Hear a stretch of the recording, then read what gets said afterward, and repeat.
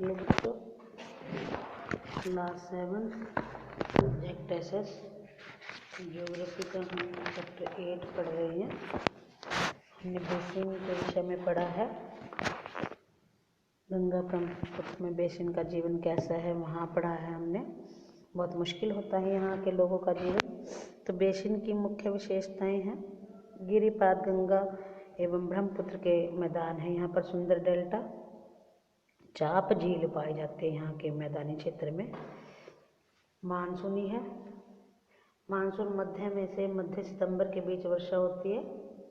ग्रीष्म ऋतु में गर्मी एवं शीत ऋतु में ठंड होती है, बताया था आपको। यहाँ पर विभिन्न प्रकार की स्थलाकृतियाँ हैं। इनके जो स्थल है वो विभिन्न प्रकार का है। कहीं पर जो है पर्वत हैं, कहीं पर पठार हैं, इस प्रकार से कहीं पर मैदान है।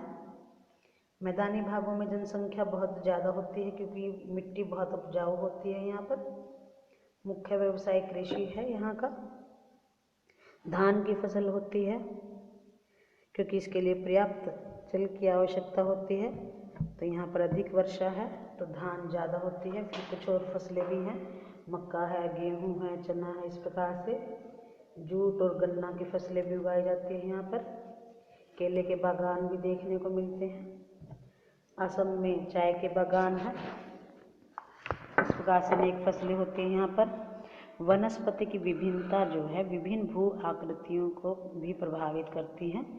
जैसे गंगा है, ब्रह्मपुत्र के मैदान है, इस प्रकार से यहाँ पर उष्ण कटिबंधीय पर्णपाती पेड़ भी पाए जाते हैं। घने बांस भी, झुरमुट इनका पाया जाता है। ठंडी जलवायु वाले तीव्र ढलान वाले जो भाग है उसमें देवदार, चीड़ एवं शंकुधारी वृक्ष पाए जाते हैं। बेसिन में विविध प्रकार के जीव भी पाए जाते हैं। बाघ है, हिरन है, हाथी है, ये सब प्रकार के यहाँ पर पाए जाते हैं।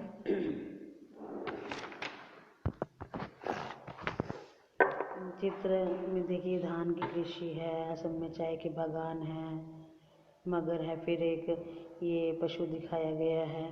ठीक है। बंगाल में टाइगर भी पाए जाते हैं, आप सभी ने सुना ही है। नदी के साफ जल, झील एवं बंगाल की खाड़ी में यहाँ पर जलीय जीव पाए जाते हैं। मछलियों की भी बहुत प्रजातियाँ हैं। झील है एक यहाँ पर, इसके विषय में बताया गया है।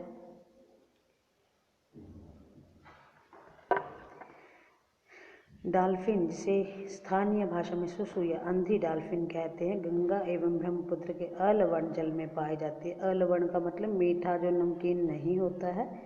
तो यहाँ पर अंधी डॉल्फिन, ये आपके सामने चित्र बना हुआ है। गंगा नदी के तट पर वाराणसी शहर, जो आप सभी ने सुना है, उसके विषय में बताया गया है।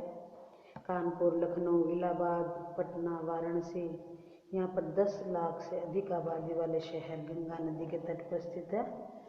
इन नगरों में उद्योग बहुत विकसित है। गंदा पानी जो है वो गंगा नदी में जाता है, जिसके कारण गंगा नदी प्रदूषित हो जाती है, जल प्रदूषित हो जाता है। यातायात के साधन भी सही हैं। यहाँ पर 4 मार्ग हैं गंगा ब्रह्मपुत्र बेसिन में यातायात के। मैदानी इलाकों के लोग सड़क मार्ग, रेल मार्ग पर जाते हैं एक स्थान से दूसरे स्थान पर। तटीय क्षेत्रों में जल मार्ग यातायात का प्रभावशाली माध्यम है। कोलकाता में हुगली नदी पर स्थित एक महत्वपूर्ण पत्तन है। मैदानी क्षेत्र में बड़े हवाई पत्तन भी स्थित है। इस बेसिन में पर्यटन भी बहुत महत्वपूर्ण व्यवसाय है। जैसे स्थित जो ताजमहल है आगरा में, उत्तर प्रदेश में, बिहार में बौद्ध स्तूप है, ये सब देखने के लिए लोग यहाँ पर आते हैं।